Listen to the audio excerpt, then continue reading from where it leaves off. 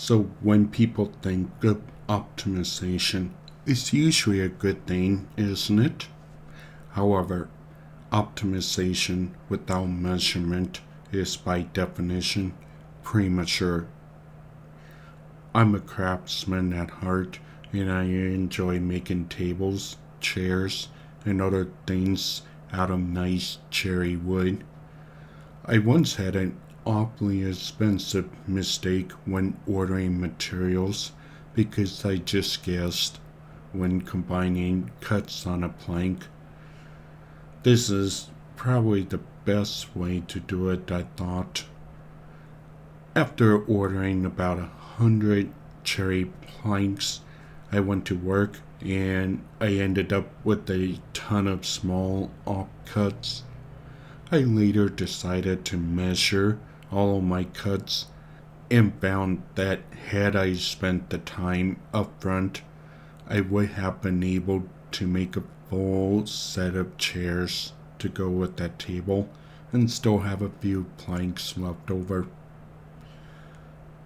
In experience design, stakeholder expectations must be tempered. The very first question I ask is this a identified problem or a assumed one? Often is what they believe to be a problem. If we went around fixing what we thought were problems, we would only create more in the process. I always ask for any kind of data on this scenario, such as bounce rates, low conversion numbers, and user feedback before accepting the job. But what if there's no data because it's a brand new project? Nonsense. You can get data. It's called market validation and competitive analysis. If you're going right in just because you believe your idea is brilliant and surely no one has done it before, you're either lucky or you're wrong. I'll have content on market validation and analysis later, so keep an eye out for those. The long and short of it is to go out and put yourself in your prospective audience shoe. Where are they going to find products like yours? Would they be visiting communities for support and information? Are they using something and hate it for some reason? If you can answer those questions and show proof that your assumptions are correct, then congratulations, you have data. If you're working on a assistant project and you need to make some changes, get some data to support the need. Depending on the intent, different types of data is valuable.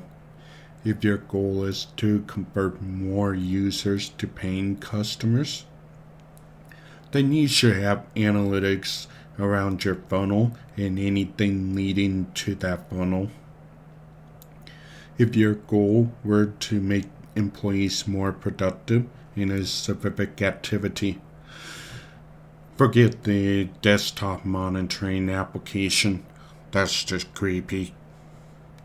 Instead, add analytics on elements of a workflow to see how long they're taking to work their way through the process. Get a feeling for how many errors are made or exceptions needing to be handled along the way. Once you have that data, you can get a feel for how the user views your application and what they need to be successful. Some of the most common solutions for my projects are removing steps or rearranging the order of operations, organizing the right information in the right places, and automation of error-prone processes. I hope this was helpful to you. And don't worry if the response to your solution isn't what you expect. Even I sometimes put forth ideas that doesn't quite work in the end. Take it for what it is. Data. Optimization isn't a thing you can do once and call it a day. It's a project, lifelong process, and with the experience, you can arrive at your goals sooner.